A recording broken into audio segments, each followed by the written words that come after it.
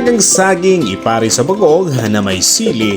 Ito ang pangmeryenda natin ngayong hapon na ito mga Karepa Pips. Bukod sa masarap na, mabigat din to sa busog ng ating tiyan. Napakasimple lang ang ating gagawin. Halika't samahan niyo ko para ito'y lutuin. Ilagay lang tong saging tapos buhusan ng tubig tsaka isasalang sa apoy itong kawali natin. Eto na nga't kumuha ako ng sili sa aming kapitbahay para ilagay nitong bagoong natin. Hindi ko na malayan pagkatapos ng ilang minuto nilagang saging ay luto na. Kaya nilapag ko na sa ating mesa na may dahon ng saging. Nagliang nilagyan ko na nga ng kalamansi pagkatapos sili itong bagoong natin kasi excited na tayong matikman itong nilagang saging natin. Naka-ready na ka at nandito na rin si Papa at si Mama. Hanggang dito na lang ako sa ating video. Adios amigo!